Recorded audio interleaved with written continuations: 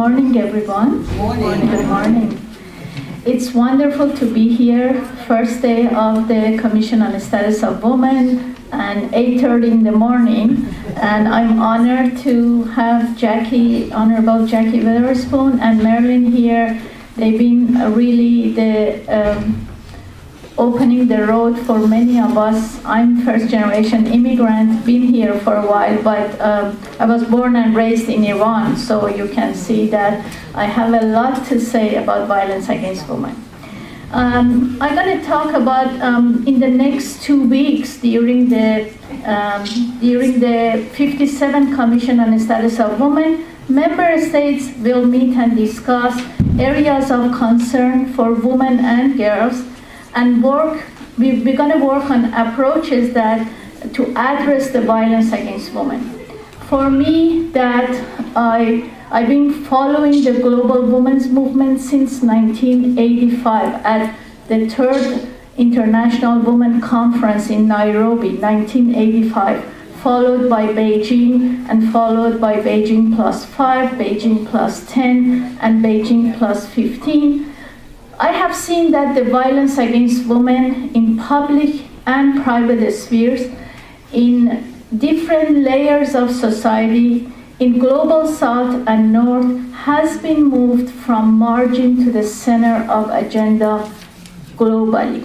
So we have now violence against women front and center on the global agenda. And we see that in third world countries as well as in Western Europe and United States, we've been talking about it. We just ratified, despite of all the challenges, the Violence Against Women Act here.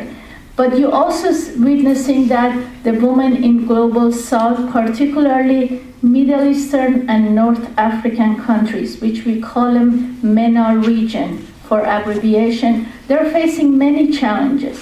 So I'm going to talk about some of these challenges. And I want to emphasize that we have been talking about violence against women for many years. I hope, and my intention is to my capacity, move this, at this session, move it from talk to action. We need action. We need specific measures. We need political clause and political will of the states to take steps to end violence against women, to minimize. And the political will of the states, I think, is the key factor in doing so. So we're going to talk about prevention and also about multi-sectoral services and response. These are the two focuses of this session, because otherwise, even at the Commission on the Status of Women, we've been talking a lot about that. We're also going to focus this session on many panels, which I'm on 3 panels and I have 1 workshop. We're going to talk about the services we learn from each other's and we build on each other's experiences.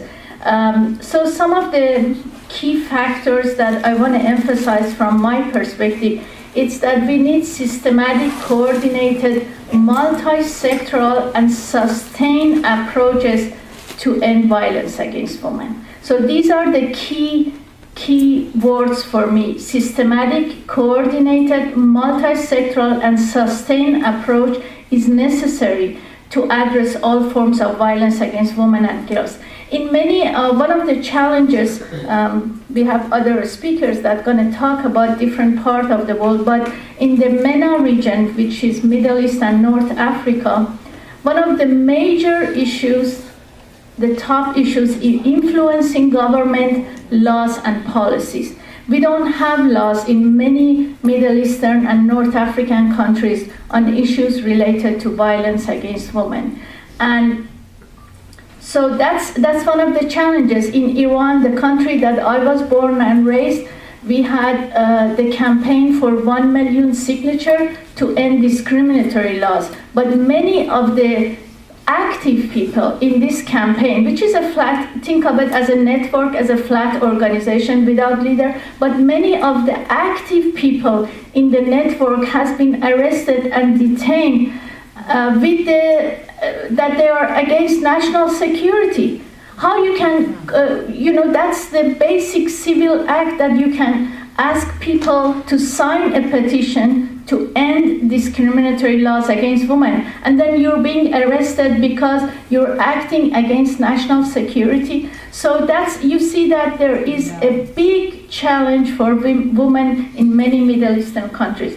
But we also saw that Arab Spring, we also saw that millions of women in North African countries, in Morocco and Egypt and other countries, came to the street, demonstrated for not only democracy and human rights, but also for their own rights, against sexual harassment, against violence against women. And I think there is a revolution going on in that part of the world, and that's very inspiring. We have women that they've been staying home, quiet all this time, now coming to the street and claiming and demanding their share of the public space.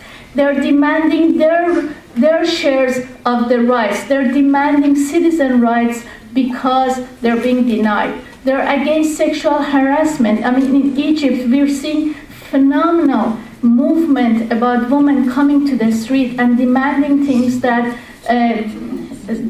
it was. So that's one of the areas I want to don't have much time, but influencing government laws and policies, that's one of the areas that it's challenged and we need to work on it. In terms of prevention, regularly run awareness raising campaign. I did 2 interviews last year in 2011 and 2012 with a campaign on violence against women and prevention. We focus on prevention, which is published on Women News Network site, and it's about the movement in Lebanon, another country in the Middle East, that they have TV spot, they have campaign, they engage men to end violence against women. I think these are inspirational and learning outcomes of the movement that we see in some of the Middle Eastern countries.